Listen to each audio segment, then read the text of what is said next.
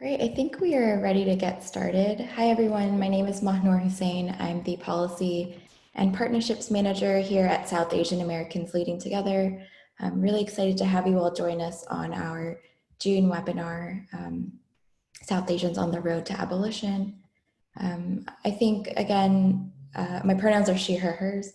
And again, we're hoping to have this conversation to really ground us in the moment and to be talking about the rise in communities across the globe who are rising up in response to the murders of George Floyd, Breonna Taylor, Tony McDade, Monica Diamond, and many other Black victims of police murder and structural violence. And more recently, we've seen that the COVID-19 pandemic has really shown us an even clearer picture that our communities, especially Black and Indigenous communities, need greater investment to address issues in housing, health, and other critical social services that we have not been receiving and have been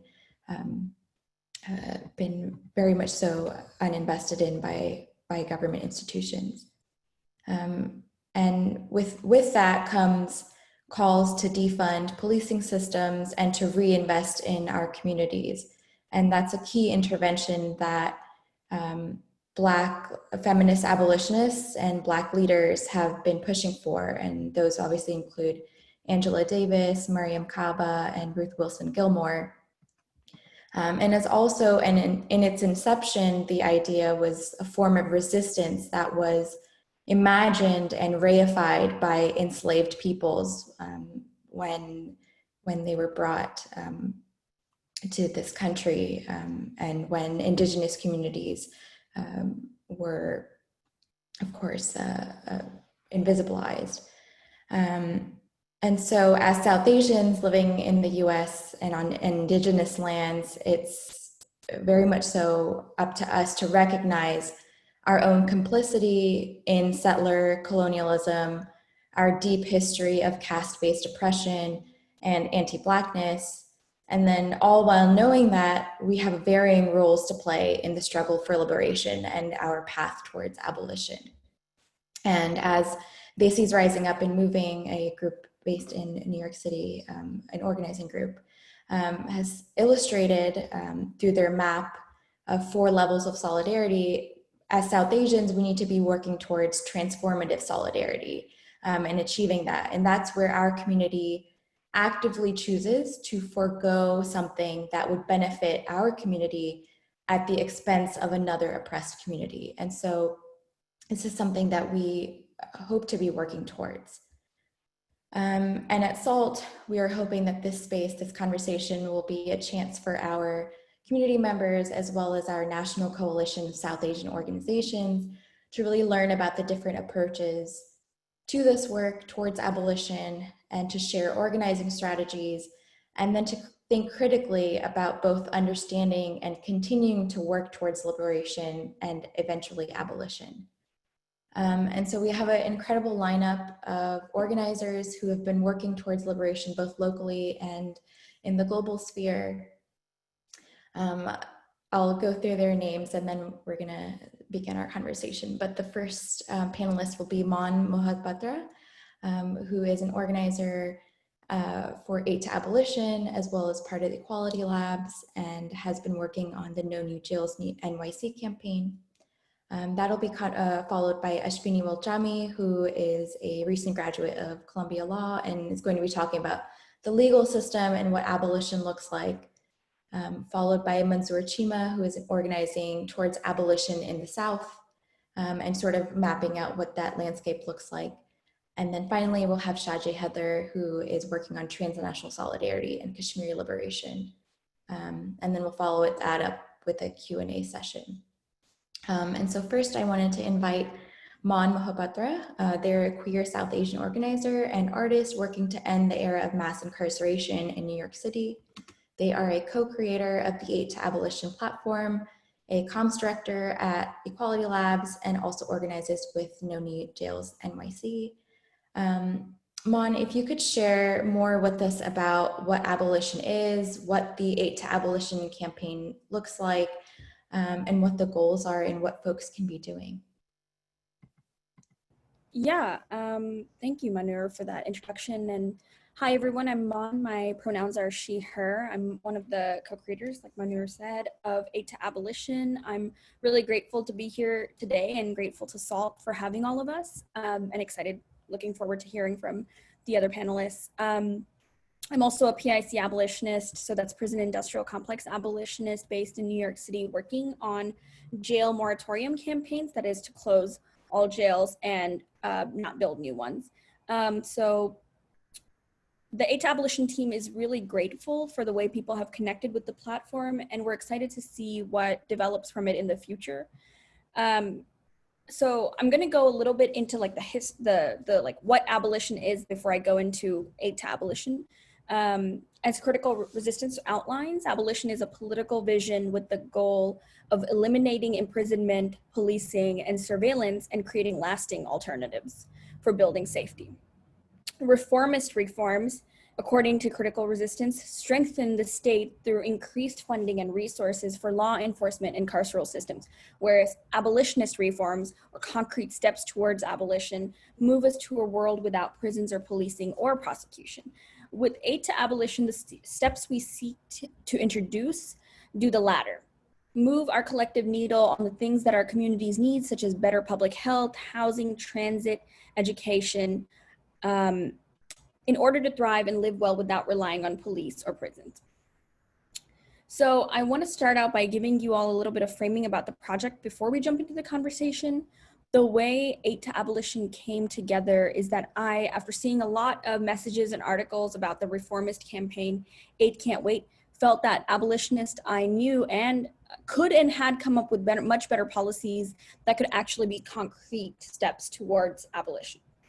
I posted on Twitter, many people wrote back, and I recruited people whose work I trust to be a part of the project. We felt that it was an urgent intervention into reformist narratives that told us our aim shouldn't be to get rid of police and make better systems, but to compromise with our potential death.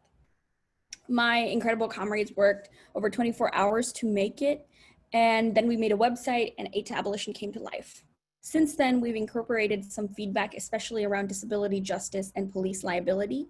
The points of the actual platform, and they're behind Manur right now: defund police, demilitarize communities, remove police from schools, free people from jails and prisons, repeal laws that criminalize survival, invest in community self-governance, provide safe housing for everyone, and invest in care, not cops.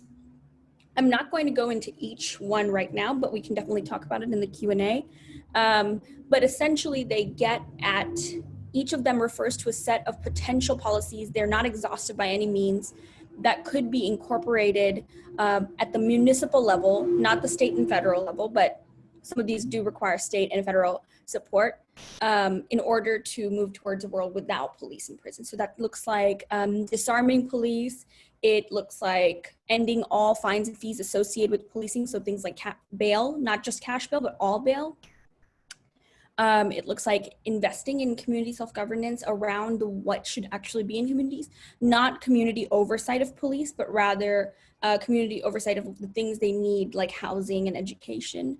And it demands that there be like mental health services that are non-carceral, social services that are non-carceral. So that basically means that these services don't rely on police to function. Since colonizers first landed on what would become the United States of America, enslaving Africans, massacring indigenous peoples, and exploiting resources across the world, Black people have resisted oppression. This resistance has taken the form of many direct actions by abolitionists like Harriet Tubman, Nat Turner, and more recently, organizers and agitators with groups like Black Visions Collective in Minneapolis and No New Jails in New York City. Yet time and again, from the Attica prison uprising in 1971 to the protests taking place now to demand justice for Breonna Taylor, George Floyd, Tony McDade, Rayshard Brooks, and others, the fight has been co-opted by those seeking incremental reforms that bolster the system, further marginalizing grassroots movements working toward transformative change. Larger nonprofit organizations and governments like, including mainstream LGBTQ plus NGOs, have repeatedly sought to water down demands for a world without prisons and police by pushing for policy changes that empower courts, cops, and jails. These reformist efforts seek assimilation for the most privileged trans, queer, and gender nonconforming people, as well as disabled people and South Asians, of course, at the expense of those at the margins. To grasp the urgency of the policies covered in Aid to Abolition, we must understand the particular systemic issues that we're organizing against. The prison industrial system in the US is the successor of slavery, extended through an exception in the 13th Amendment that permits slavery as a punishment for crime.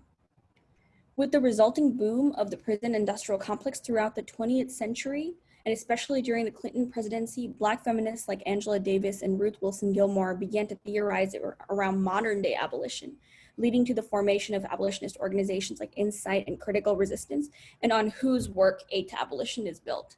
So the relationship between No New Jails, the work I do with No New Jails, and Aid to Abolition is really is like big picture versus focus picture. Many modern day abolitionists work on a variety of different topics, and I think we're going to hear from other panelists about them. So that looks like working on campaigns to end solitary confinement, working on campaigns to end bail, working to advocate for people who are incarcerated and send them do mutual aid with them, send them commissary, working to disarm police and abolish police.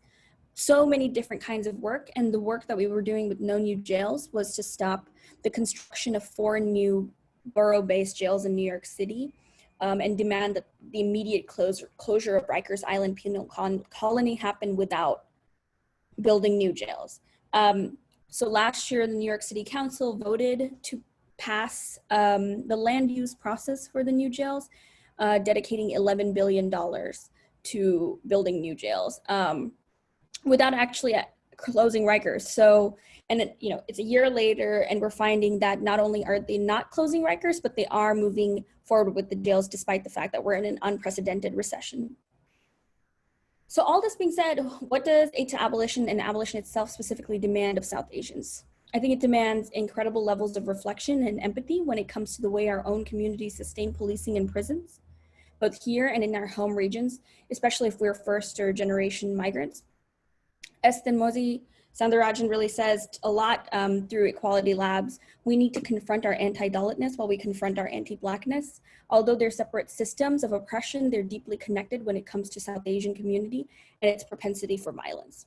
Caste-based atrocities rarely receive the justice they deserve, and queer, poor, disabled, Dalit, Bahujan people are often the first to be on the receiving end of police violence in not just South Asia, like our home regions, but also in the diaspora. On the flip side, many upper caste-led groups in the US advocate for policing because they want more South Asian law enforcement workers and because they support policies coming from the current government. Abolition urges us to build collective care and community safety to respond to harm and violence, interpersonal and institutional. For South Asians, this is virtually impossible without checking our classism and casteism. Our communities must be safe for everyone. There are incredible models of this with organizations like API Chaya and Drum's Hate-Free Zones, which I think Manu mentioned. This also means South Asian religious institutions cutting ties with police and domestic violence and gender-based violence organizations, experimenting with responses to harm that don't rely on sending people to jail. It demands us to, abolition asks us to demand protections for people like Vijay Kumar Thurasingam. The Sri Lankan farmer denied his deportation appeal by the Supreme Court last week. It requires us to stand against police violence everywhere, from prisons to ICE to the police to the military. As a group of abolitionist organizers, Aid to Abolition organizers seek 100% eradication of the state-sanctioned violence terrorizing our communities. The only way to end police violence is to begin by defunding the police and end by building communities that give us what we need to survive. Wow, that was incredible. Thank you so much, Mon. I know that, again, it's particularly difficult for folks to begin imagining what a world looks like without these policing structures. But this is a reality that is possible, and it has been imagined by, centuries of Black and Indigenous leaders. And I know that we're going to be having a Q&A session, and I think folks will definitely have questions about why why abolition and not reform. And so I think we can go into that, but right after, thanks so much for your incredible words. We're going to be going next to Ashwini Valchami, who's going to sort of be linking how South Asian communities need to confront our own usage of policing and how we are sustaining policing systems, and what that looks like in particularly in the penal system. So Ashwini Valchami is a recent graduate from Columbia Law School, where she served as an articles editor on the Human Rights Law Review and worked in the Prison Litigation Clinic.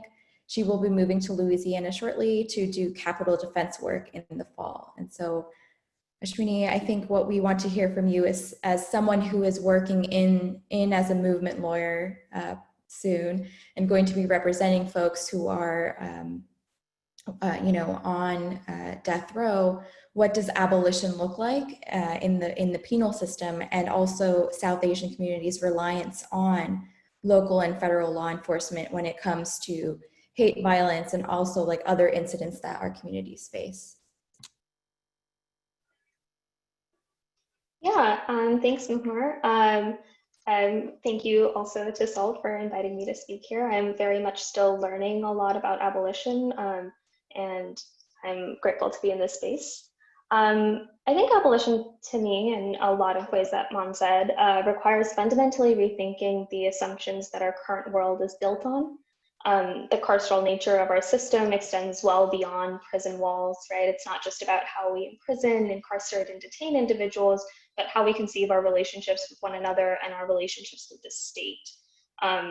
And I think it's what allows us to conflate justice with punishment, and truly no system that's built on it can ever really protect us all. So I think I'll really appreciated learning, reading anti-Abolition, reading about kind of talking about how just defunding the police and putting the money into health safety organizations isn't enough, just given that anything that's built on a structure that already is so carceral is never going to work. Same with just calling social workers instead of cops, given that social workers currently operate in a system that is inherently carceral.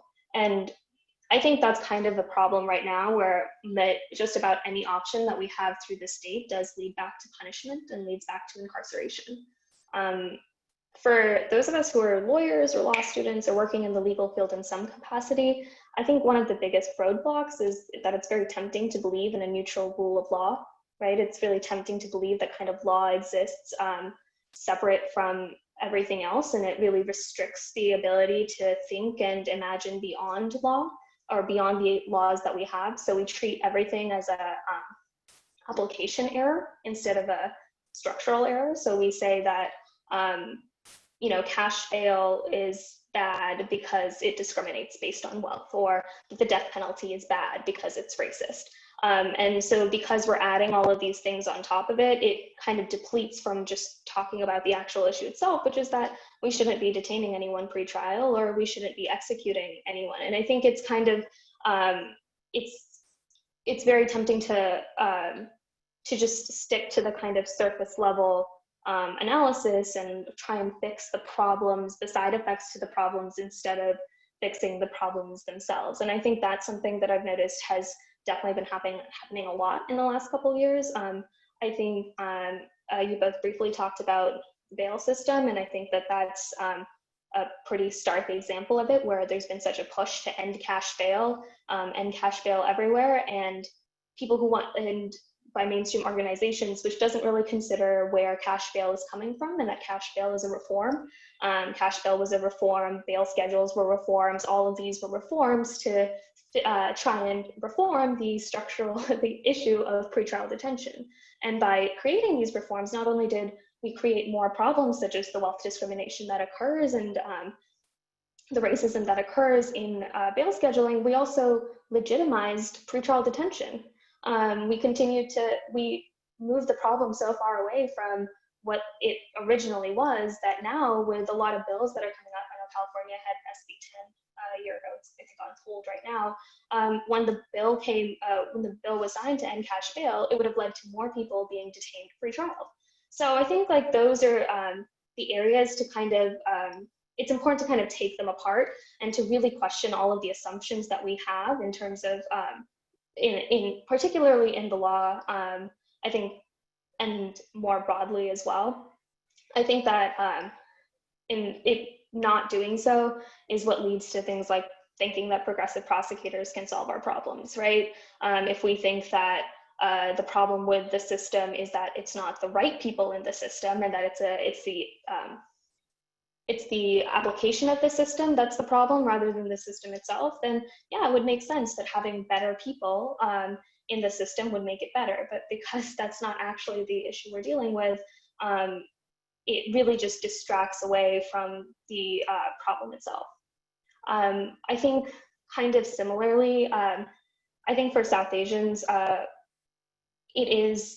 first of all, we're not a monolith, right? I think there's been a lot to talk about not treating Asian Americans as a whole as a monolith, and now we've gone to South Asian Americans, which is also not like a cohesive group. The way we experience subjugation by the state is different based on a multitude of things, including whether we have class privilege, our caste, our religion, our immigration status.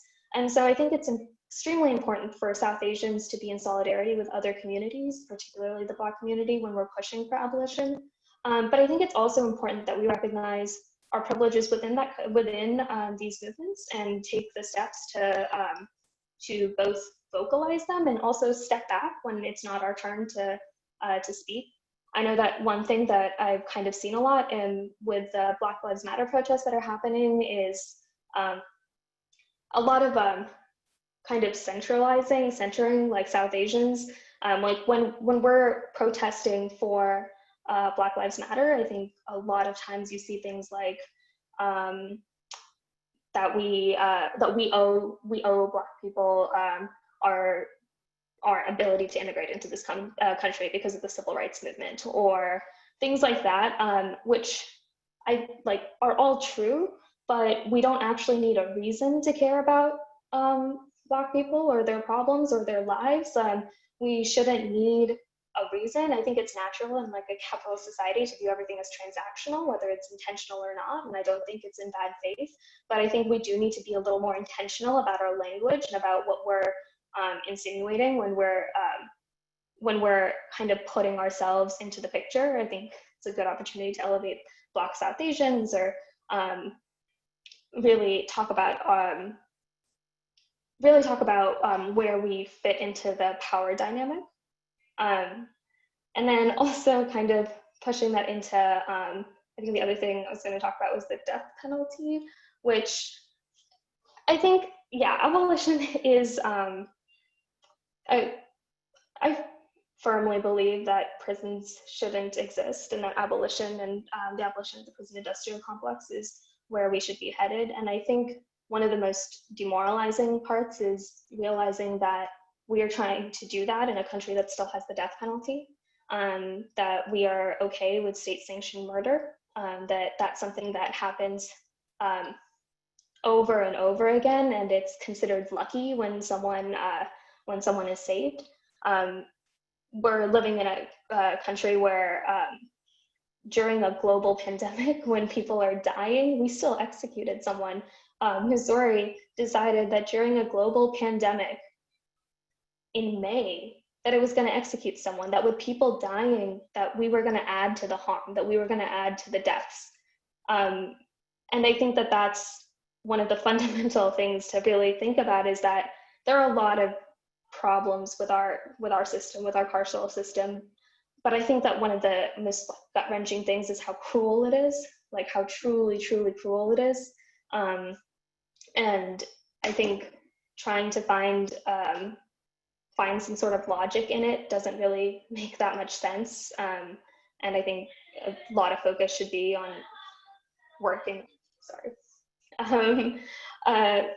it's just how truly cruel it is. And kind of, so speaking about that, I think that South Asians can definitely get plugged into anti-death penalty work. I think the big thing in working against the death penalty is to also understand that, and it's a real problem where it's incremental steps to ending the death penalty, for instance, is not necessarily we need to always keep the larger movement in mind, right? We can't be trying to get the death penalty by saying that there's a big jurisprudence in death penalty that's death is different. And yes, death is different, but by arguing down that line, when we do eventually get rid of the death penalty, it makes it much harder to switch around and try and argue against the next thing, which is life without parole, which is death by incarceration. And so continuing to always keep like the larger movement in mind as we are working towards our goals. I think as abolitionists, that's one of the fundamental things, is to always keep those principles with you. So any decision that you're making, any steps that you're taking, whether your career is in law, whether it's in computer science, whatever it is in, to make sure that we have those principles in mind. And speaking of the US is once again going to be executing someone in 9 days. Billy Joe Wardlow is set to be executed by Texas on July 8th. Billy Joe Wardlow was 18 years old when he was convicted for his crime, and he has been in prison for over 25 years. We've already executed 6 people this year. Let's not make it 7. There are a bunch of resources. I can put a link in the chat for petitions that can be signed and who you should be calling to get pardons. I think the 2 things that I would say is that we really need to get people off of death row, and then we need to really, once we do get them off of death row, we can't stop there. You know, we have to make sure that we don't forget people as soon as we accomplish a big victory for them, but a small victory in the movement. We can't just stop. So I think that's something that I would love to see more South Asians involved in, is both pushing against the death penalty, and then once someone is released from it, to make sure that we're still pushing to get them out. But I will put the information for that in there. Yeah. Wow, thank you so much, Ashwini. And your words are truth to power. Just thinking about how South Asians need to keep the larger movement in mind when we are working towards our goals of achieving justice. What does justice look like? And is it at the expense of another community, or are we asking for just small bites and small crumbs? And so that's really a powerful reminder for us. And speaking of South Asian Americans who are working towards really working towards abolition in the South specifically, and we know that the South has a rich history of organizing that begins with enslaved Africans and indigenous folks. So I'm going to be introducing Manzoor Chima, who is a field organizer with Project South. He is a founding member of the Muslims for Social Justice, a North Carolina-based organization dedicated to the pursuit of Muslim liberation theology. Manzoor is going to be talking a little bit about the landscape of the South in organizing for abolition, and really what led him to do this work. And in this moment, what does abolition mean to him as a Muslim, and in following the incredible work of the Black leaders on the ground. So welcome. Yeah, thank you. Thank you so much, Manur and Salt, for organizing this important talk. And also great hearing from Mon and Ashwini, really powerful analysis and your work. So as you know, the title of my talk, Organizing Toward Abolition in the South. So I will start, how did I get interested? I came to the United States in the South 20 years ago as a student. And that was around the time of 9/11. And very soon, you know, I understood the, nature of racism, imperialism, and capitalism, and how, historically things have, racism has operated, as Malcolm X said, you cannot have capitalism without racism. And how Muslims basically replaced communism as a new, war abroad. And before that, at the end of communism, they needed a new enemy. And this is the history of this country, that there's always need of an enemy. And even if the enemy does not exist, then create a one.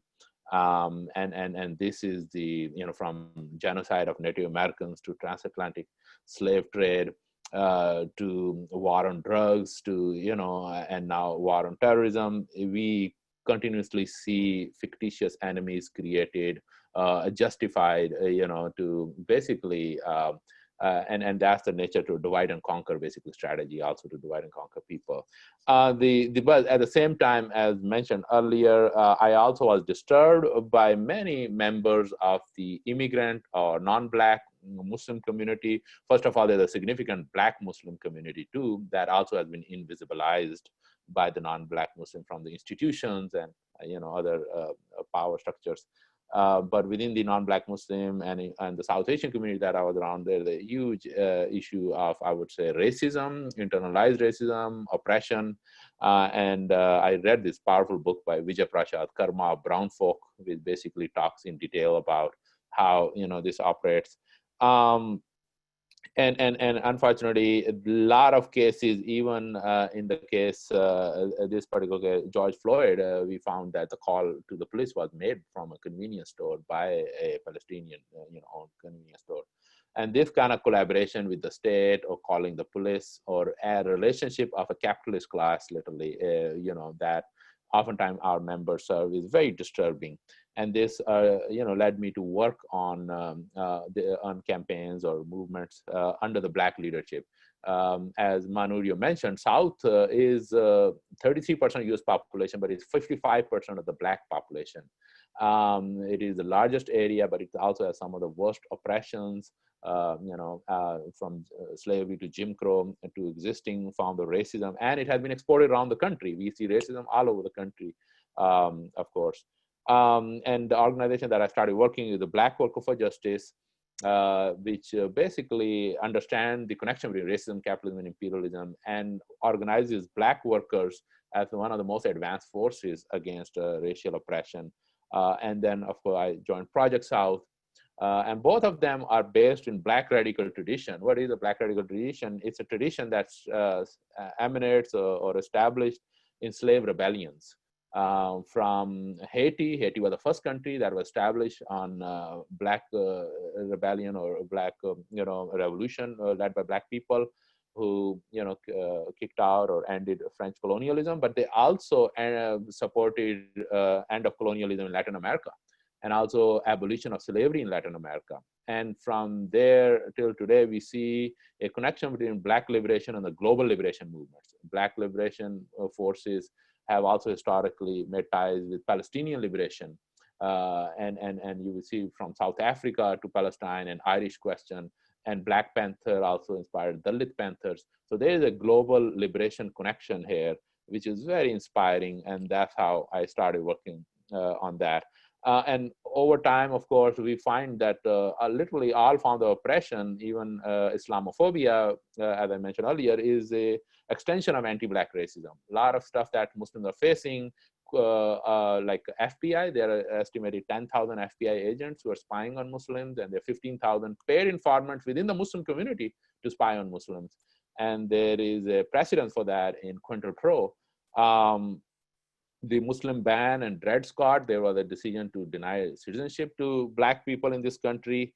The wars on Black and brown people are now brought in the country through militarization of police and many other places. So one area that we are working, Project South and Muslim for Social Justice, is making those connections between Islamophobia, between attacks on immigrants and refugees, and anti-Black racism.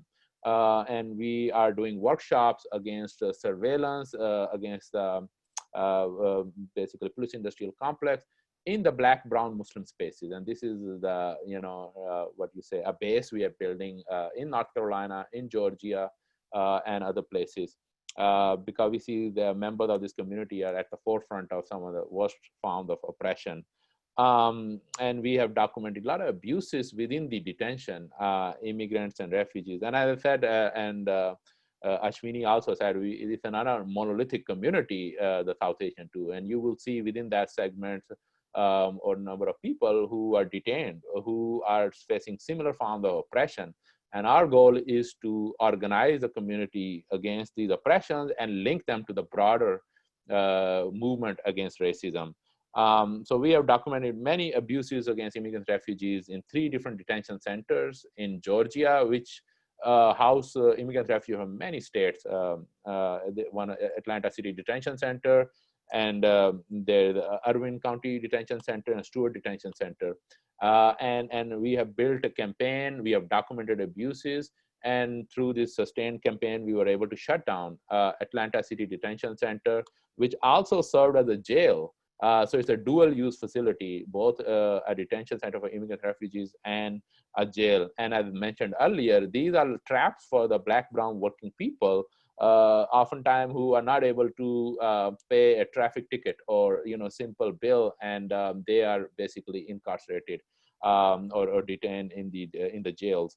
And this is the way we what I say exercise abolition of police and abolition of the carceral system. The other area we are working is the non-detainer policies, ending collaboration between police and ICE.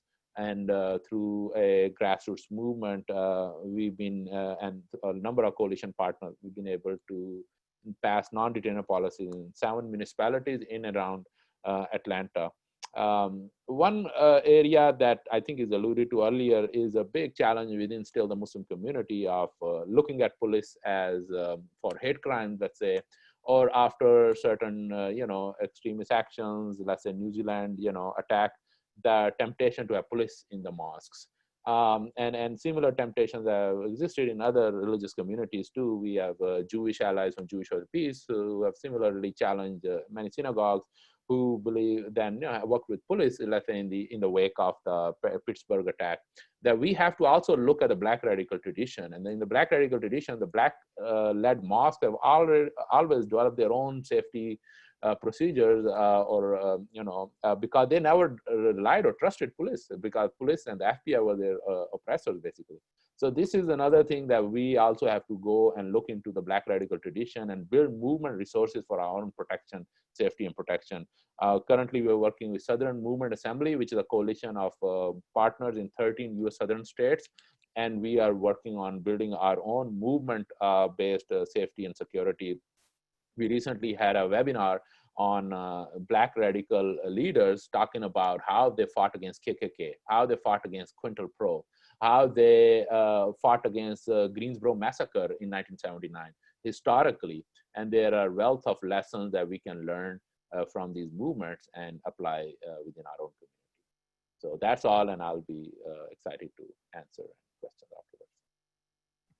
Thanks so much, Mansoor. And I think, again, so many pieces that you spoke about really were so powerful. That what does it mean to be working on abolition in our own communities, and how can we be reflecting on and making sure that we are acknowledging the history of the work that has been happening and continues to happen. And then also you mentioned just the global liberation connection and that connection with Black liberation. And I want to take it over to and tie it into the autonomy and liberation of Kashmir, and how important that is. And of course, we know that Kashmir is the most densely militarized region in the world. And Shajay Heather from Stand with Kashmir is here with us. He is a sociology and history teacher in New Jersey. He graduated from Rutgers Urban Education Program, which specializes in pedagogy in the social justice lens. With other activists, he is a part of the MAPSO Freedom School, an organization created to achieve justice for Black students through the state of New Jersey and to break the school to prison pipeline infrastructure.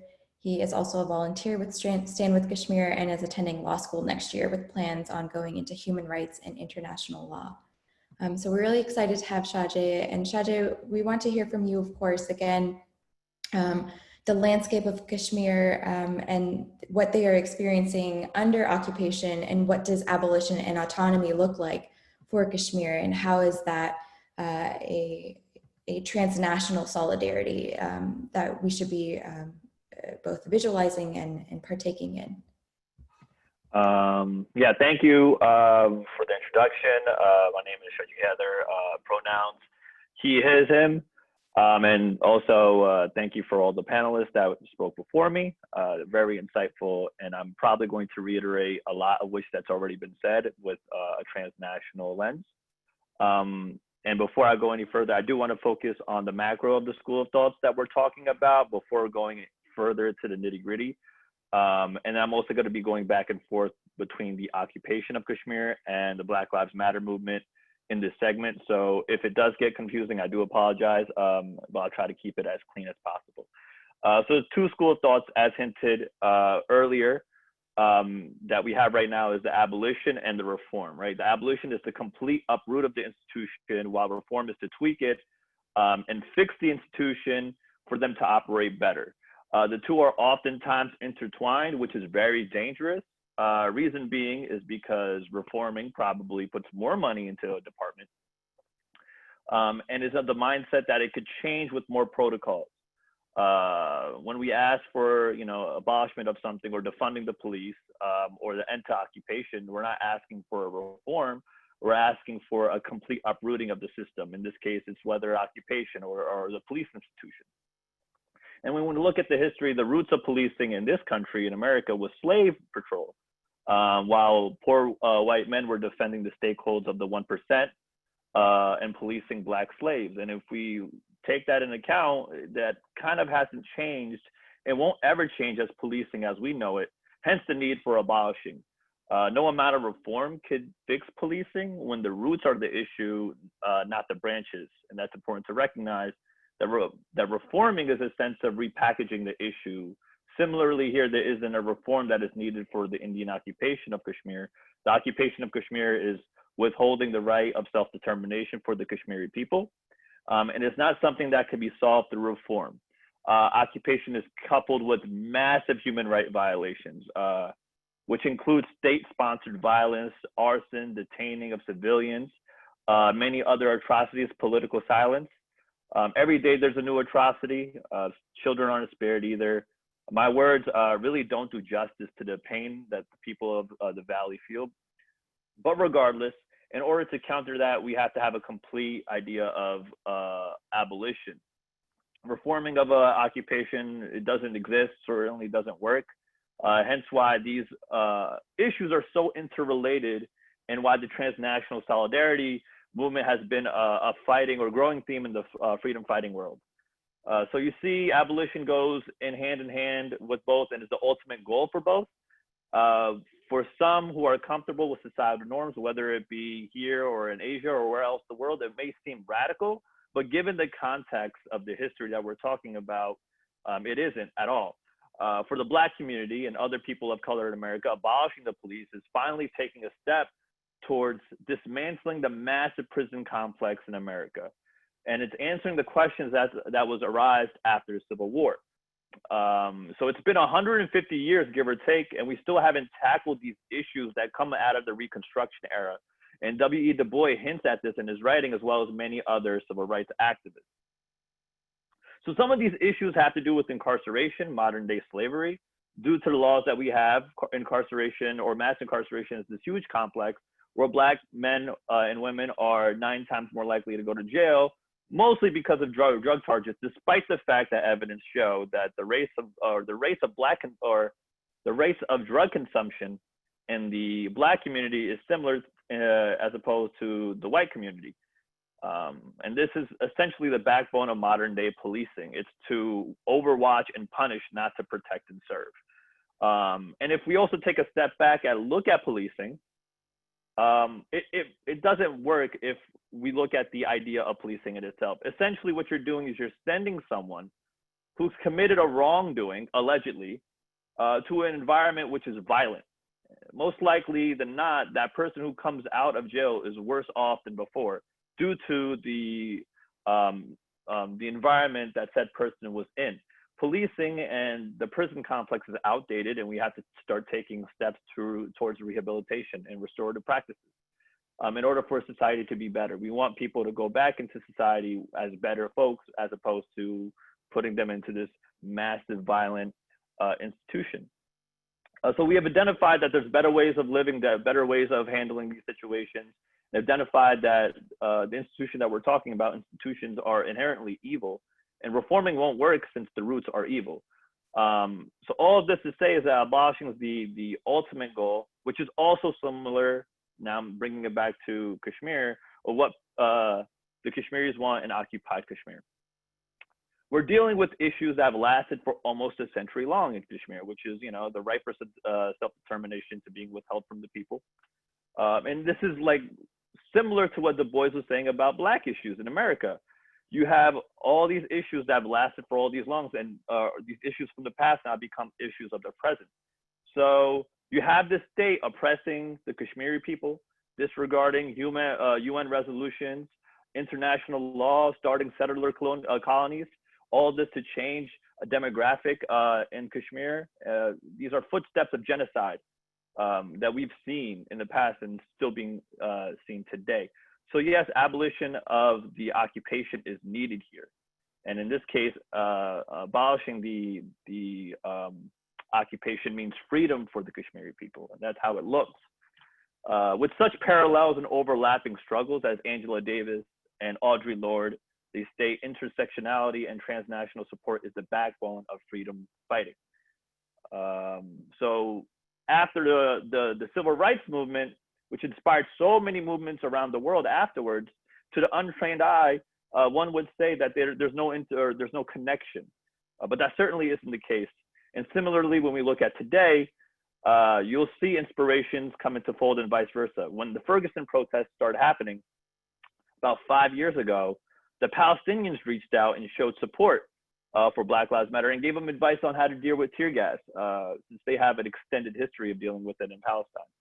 And then if we fast track to last year in August with the abrogation of Article 370, Black Lives Matter helped mobilize protests in New York City against India's dealing with Kashmir, which leads me to my main point of transnational solidarity. All around the world, you see remnants of a prison complex or imperialism, colonialism, militarism, all of which are interconnected and has everything to do with what we're seeing in places all around the world, including for people in, people of color and blacks and Black people in America, as well as in Kashmir. All of this to say is, as South Asians, we have a lot of work to do, and we have to put a lot of effort in these movements and these awakenings. And Shwani said something that was magnificent, because I was going to hint at it about the 1965 Act of Immigration, but we don't need a reason to help or to be involved, and that's absolutely true. And that's true for all types of fights that we need to be a part of throughout the world. We need to be part of the mobilization movement here, and we have to use whatever we can as constituents to start working and work side by side with established local groups. They have a bigger effect than one would assume. And so in Newark, where I'm based, due to the push of the local groups that we had with people for progressive growth, we changed in the last month. We've gotten a police precinct to close down, and they're opening up a work or social work clinic there. It's a start in the right direction. We have a lot of work to do towards rehabilitation and restorative justice, but this is how it's going to come about. We also must be part of the transnational movements and help the causes that are linked with these, like Kashmir, and find these organizations that are about abolishing injustices. For example, with Stand with Kashmir, our demands are for Kashmiris, for them to have self-determination, the demilitarization of the region, freedom of communication, ending the settlers' colonialism concept. These are strong demands that they don't waver and stay consistent with the abolishing theme. And on a micro level, we have to acknowledge the racism and colorism that we have in our own community. Black Lives Matter everywhere. It's not just when it's convenient to you, not without fault. We must acknowledge our own bias and do the best we can do to reset our cultures and or the handling of race and color in our culture, because it's not acceptable. And for the professionals, I do urge for everyone to help in some type of way, whether it be lawyers doing pro bono works, or business owners doing whatever they can. Ultimately, we have to make sure these movements keep going forward and keep having the steam that they have. Movements necessarily make change, not necessarily people in office, and that's seen in history. So we have to make sure these movements keep going forward. And my final point is to understand that we need to abolish oppression, not reform it, making that full circle back to what I was saying in the beginning, as well as what everyone else has been saying. They may seem to be similar, but they're not, and certainly not the case, whether it be in Kashmir or Palestine or in the States. We should not compromise, and we should stay with our goals and what we demand. Otherwise, we're going to have these conflicts for centuries onward, like what we've seen in the past. And well, as they say, no one is free until everyone is free. So thank you for your time. That's all I had. Thank you so much, Shoji. Again, we are hoping through this conversation to really show that the abolitionist vision is local as well as transnational. And I think you did an incredible job of showing how we need to be showing solidarity with folks in Kashmir and working towards the goal of autonomy and self-determination, both in this country as well as in our homes. And now we're going to open it up for a Q&A. Again, thank you to everyone for joining and listening. And again, I think the key points of the work that South Asians can be doing is, again, to be first recognizing our own complicity in the various isms, so settler colonialism, casteism, anti-Blackness, and then knowing that we all have varying roles to play. And so I know that there's folks from our National Coalition of South Asian Organizations who are also on our Zoom call right now. And I see that some folks actually chatted in some questions. So would love to have folks start here, and then we'll also have some questions from Facebook to have folks respond to. So yeah, why don't we go ahead and have, there's a question here by Rachna. Rachna, do you want to go ahead and unmute and then ask your question? Yeah, sure. This is Rachna from Houston.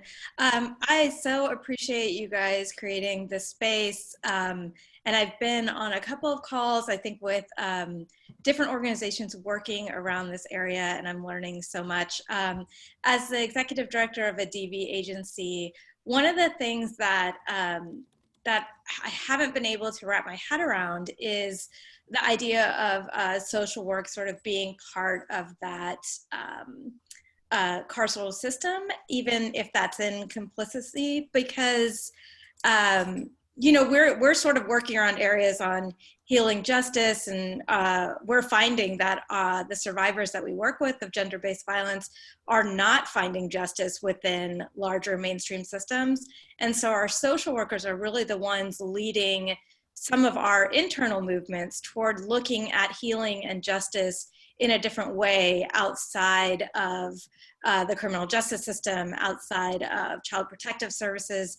So I've heard it twice now, so I wanted to get just a little more information on what folks mean by that. If anyone wants to take that, I can also chime in.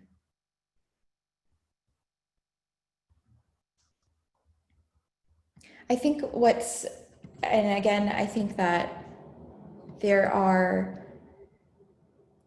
histories of cops and social workers functioning like cops. And so what I can share with you is that there are some incredible folks who have been working on sort of what reimagining social workers looks like and what social workers can be doing to have those radical abolitionist politics in their work. And so I don't know their name specifically, but there's an incredible activist who's also part of 8 to Abolition. Shea Butterfem is their Twitter handle name. But they have an incredible Twitter timeline share of what it means to be a radical social worker, and some primers on what what reimagining the social working system looks like. And so there's a book called When the Welfare People Come by Dawn Lash, and apparently that's a great primer for that work. And I can share this link in there as well. to some other great resources to help sort of work through that and start that conversation as well. If anybody else has any, Mon. Yeah, and Kay is actually a great, so Kay is the person you're referring to, and they're definitely a great person to follow around social work. They're a macro social worker. But a lot of like, the thing about social work is that institutions of social work have often relied on policing and prisons and prosecution in order to sustain their work. And so, you know, that looks like, for example, collaborating with psychiatric institutions and also with police in order to basically incarcerate people who are mentally ill or going through situations. Another example of that is family court and child protective services in the foster care system, which essentially, like, social workers are often the first line along with prosecutors in like making sure that people, like, you know, who are poor or disabled or don't have the kind of family system that they want end up in the foster care system. Social workers, so the reason like there has been pushback around social workers and they've not been positioned as like a response is primarily because the institution of social work in the last kind of like 50 years has developed itself around carcerality. If we were to actually move towards abolition, social work would look like, instead of sending kids to the foster care system when they didn't have the resources they needed to survive and feeding them into the prison system, it would look like providing families with the resources that they needed, like universal childcare or funding, in order to survive and take care of youth. So that's just one example, but that's the reason that there's been a lot of pushback on social workers. And definitely Kay is a great resource for that, and also transformharm.org that talks about social workers. I think, Go ahead. sorry.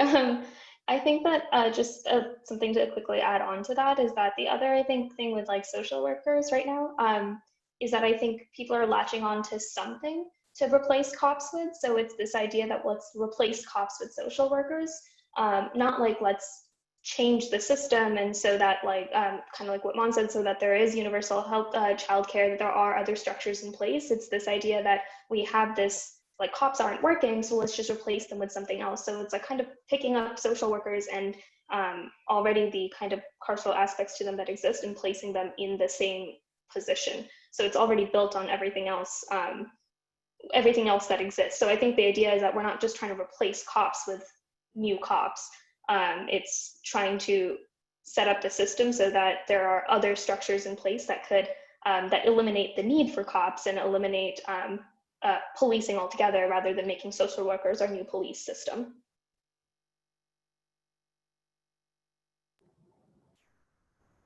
Yeah, thanks so much. And we'll be sharing some of that material in the follow-up, as well as I think Mon also shared it with everyone in here, and we'll share it with the folks on Facebook as well. Any other questions from the folks on Zoom from our NCSO?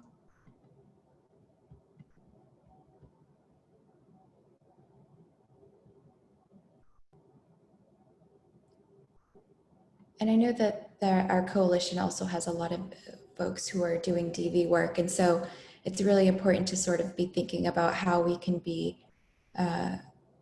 you know, making sure to take policing out of those systems and making sure that survivors are the ones who are making the decision to be able to either report or whatever it may be in terms of achieving justice or restorative justice as well.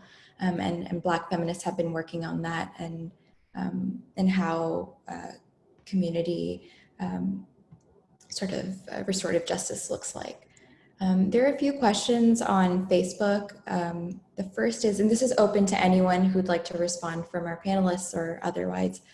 The question is from Anisha Shetty. They say, I struggle with how we can achieve justice for those slain by police officers. It seems like we are on the cusp of something exciting and urgent in fundamentally reimagining the current system, but that will take time and real change. In the interim, is it unfair to ask to hold police officers to the same standards as citizens? I see that it is associating justice with punishment, but this is also sends a strong message to other departments about police misconduct. What are your thoughts?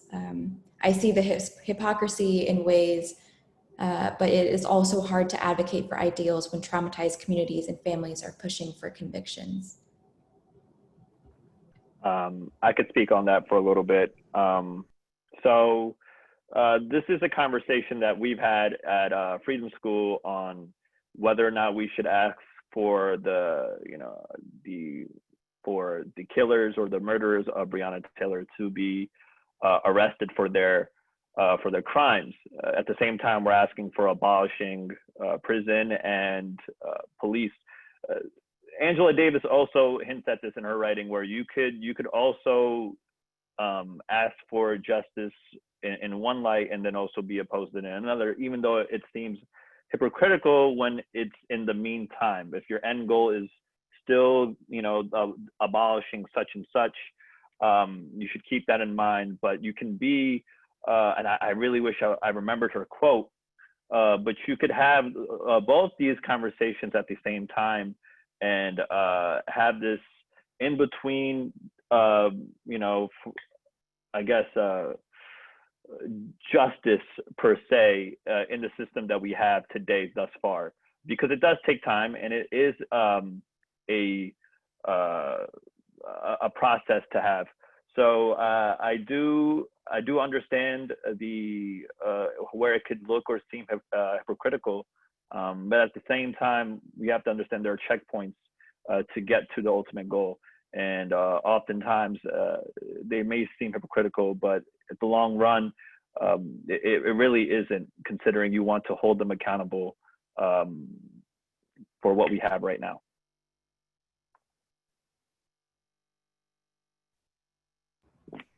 I'll add a little bit to this, and which is that, and not to cite Kay again, but I think they say it really well. And Angela Davis, like Shiju was saying, has said this too, where I kind of feel like right now the justice system as it operates does not actually provide justice for the people who are killed by police.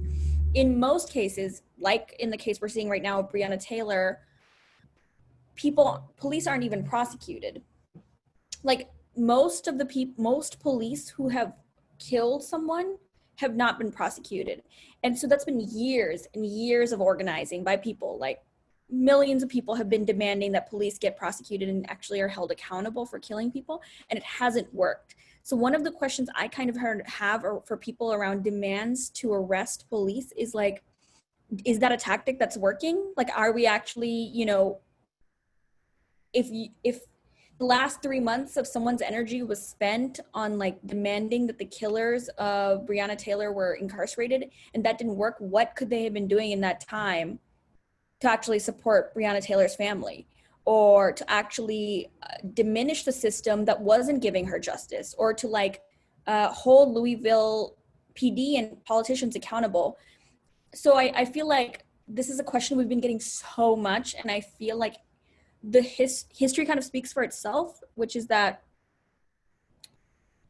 even the demands, even the organizing around it hasn't worked. So maybe we need to change our strategies. That's not the most principled answer I could have given. And I genuinely believe that police, like sending police to jail, sustains prisons and mass incarceration. So it's not the right solution. But also as an organizing strategy, I think it fails us.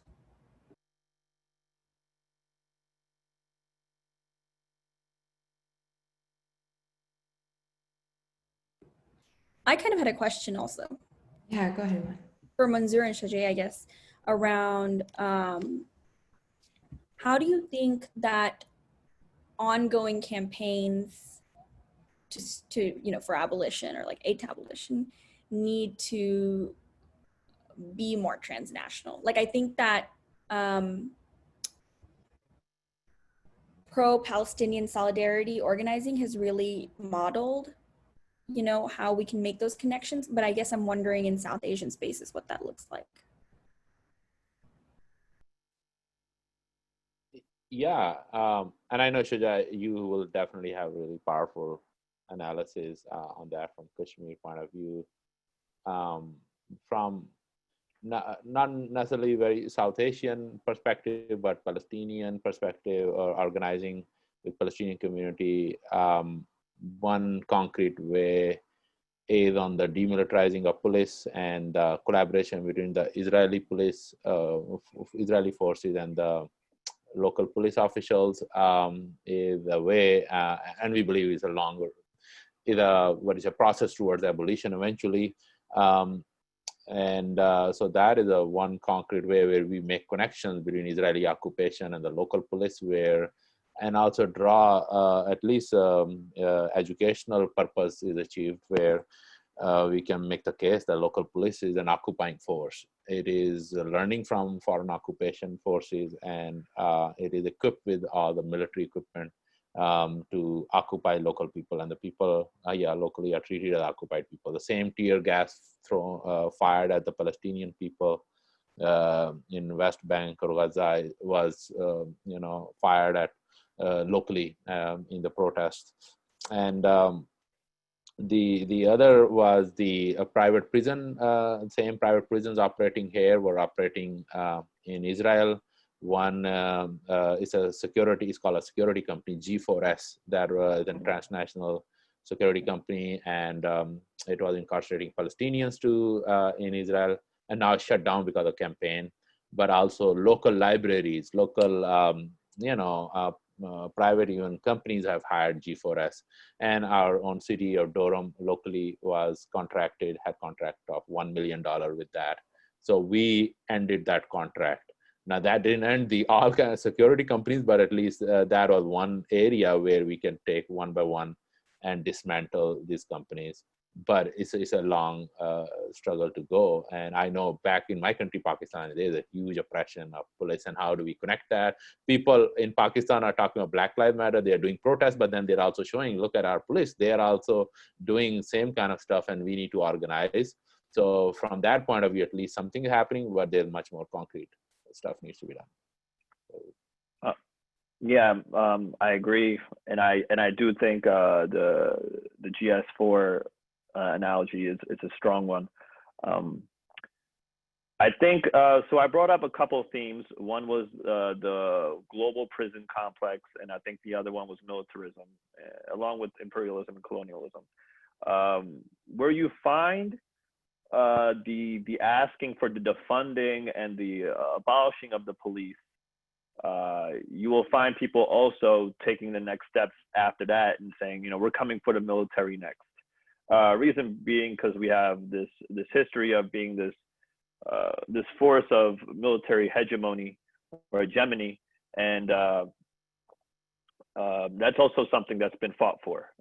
It's been very coincided hand in hand with the civil rights movement of the past, when you look at Vietnam, and it's certainly something that is still prominent today when we talk about defending the military. Similarly, when we look in Kashmir and other places in the world, you do have this massive prison complex, and you have where over there it's political, and more so just making sure the voice of Kashmir isn't held or isn't shown out to the rest of the world, with journalists also being imprisoned as well as under draconian laws. But it's also, as stated, the most militarized zone in the world, which is appalling. So those are the connections that are easily seen, that if you're trying to abolish the military or defund the military or get away from militarism in one place, you see these themes in the prison complex as another theme in other places of the world. You see it and you start to identify with it, and you start seeing, okay, this isn't just an issue here, but it's an issue nationally, which is why you see these transnational movements becoming more of a thing. So I think when we look at overall just such themes as those two, you'll find your answer. Thanks, everyone.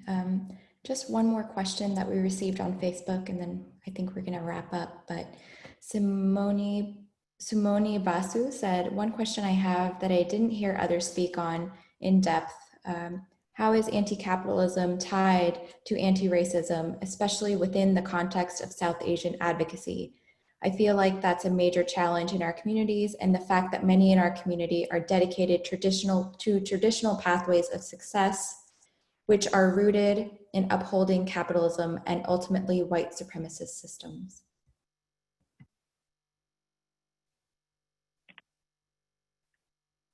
Yeah, I would be happy to address that. I alluded a little bit to that earlier, and that through our mentors in the Black radical tradition, who have the same analysis of that capitalism was built at the backs of Black people through slavery and the continued racism. And when we then talk about all kinds of oppressions, prison industrial complex or Islamophobia or other forms, that the issue of class becomes very important, and the analysis of an intersectional movement with also understanding of class, and organizing the working people. And again, the definition of working people is also very broad. Anybody who does not control means of production. And I really admire some of the organizations mentioned here, like Drum. Having a base in the working people is essential. That actually is, again, a challenge also in many of organizing, where we have really good folks, professional folks, but if the base is not in the most working class people, unemployed, underemployed, a diverse base in a huge taxi cab drivers, refugees in low income. I'm currently working with Rohingya Muslims here, and I mean meatpacking industries, and often our institutions do not hold accountable. And again, not to make a broad brush on all organizations, but I'm talking about many local mosques where they don't even cater to a huge group of people. Similarly, actually, prison, a lot of people looking from the prism of class too, is a group, it's a workers basically, and there's strikes happening. Actually, related to previous question, there was, I think, some connection between Palestinian prisoner strike connecting with US prison strikes that were happening. And they're actual organizing happening inside the prisons. And that is happening because of the Black radical prisoners basically, who are organizing people inside the prisons. So I absolutely agree that it is really important that we look at the issue of class seriously and organize on the class basis too. Yeah, I agree as well. Race, class, and gender they're so interrelated. It's hard to distinguish.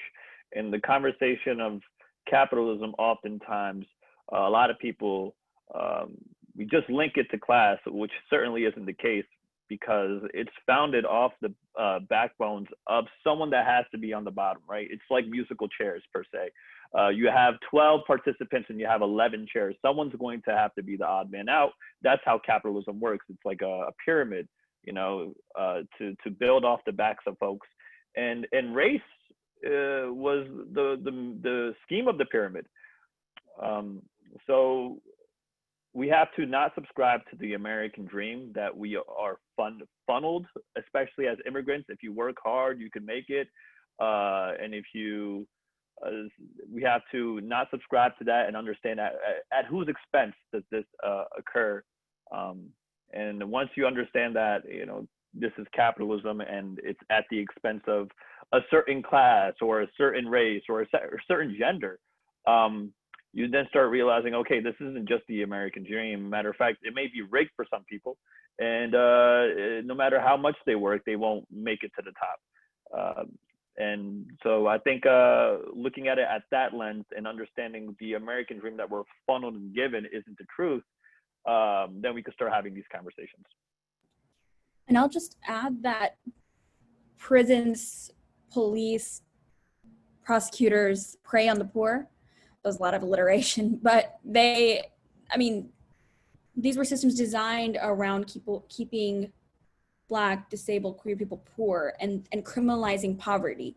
And so when we say, a model I really like is the just transition model created by Movement Generation that focuses on transitioning away from all systems of exploitation towards systems of caring and restitution, it also extends to like the fact that when it comes to prisons, police, and prosecutors, it's not just that we are divesting from the buildings themselves, but we're also trying to fix our relationship to the land, and to we're also asking for, you know, decolonization at the same time as abolition. So I feel like when we say abolition, we do mean like something fundamentally anti-capitalist, in that we want to end exploitation and move towards, reorient towards care, and where like people aren't just criminalized for being poor, you know, held on like $1 bails until they die.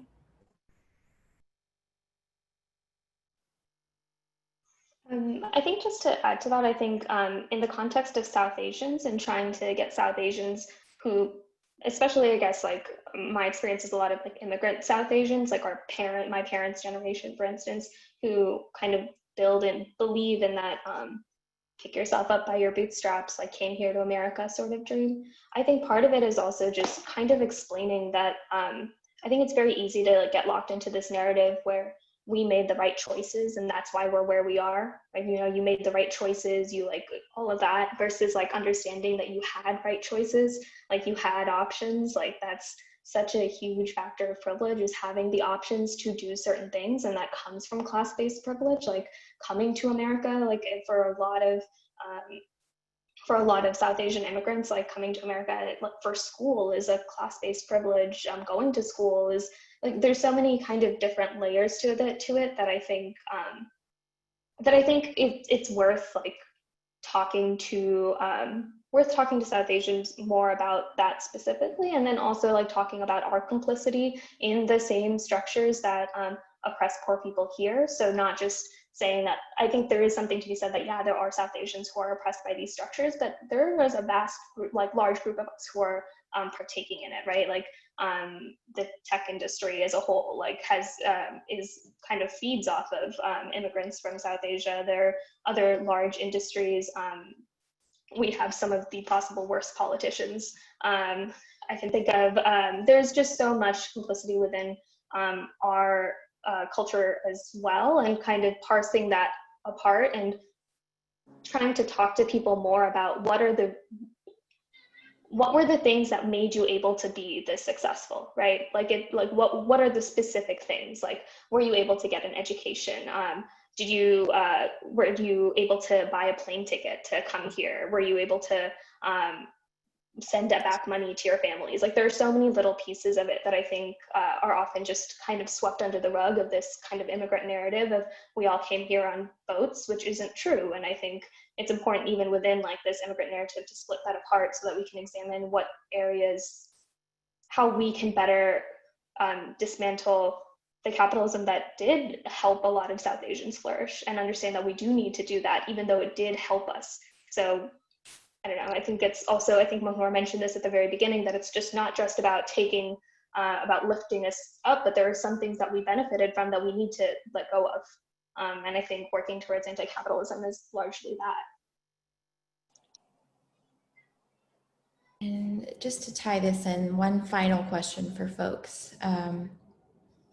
And then we're going to wrap up. Sorry, everyone on Facebook. I think there's folks who are asking more questions, but we're going to wrap up, and we will share the information for all the incredible panelists as well, so you can reach out to them. But final question is from Usman Khan. He says, or they say, how can I individually as an advocate and ally rally support from those that are apathetic or not as genuinely interested in achieving restorative justice and healing? It feels counterintuitive and conflicting for me to inform and educate others about the importance and value of this when their interest in activism and advocacy is lacking, especially within some of my smaller Desi circles. I really do want to be more proactive in rallying support though, and with my advocacy efforts. I would love to speak on that. Yeah, go ahead, Priya. Okay. So that's just a great question. And it's challenging in our community to get people's hands dirty. Okay, so, there's a lot of judgment with Indians, right? There's a lot of judgment from older generations, from whoever it is, to get involved with groups of people other than what they approve of, let's put it that way.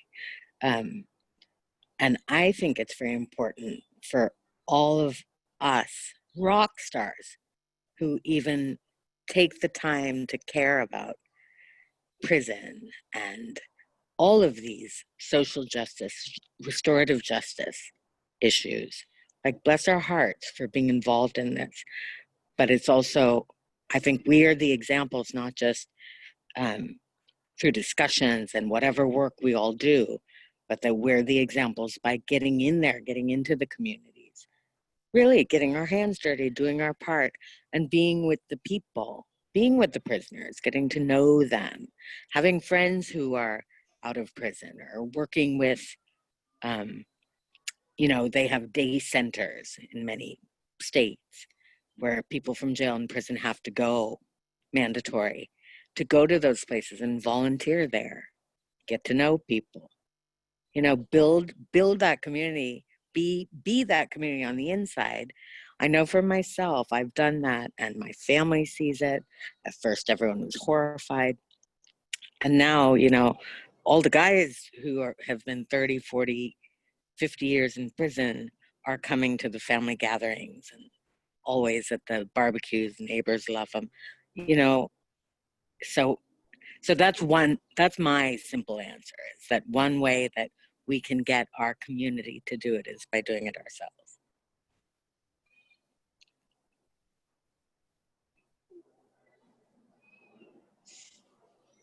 Yeah, thank you. Folks, any other responses?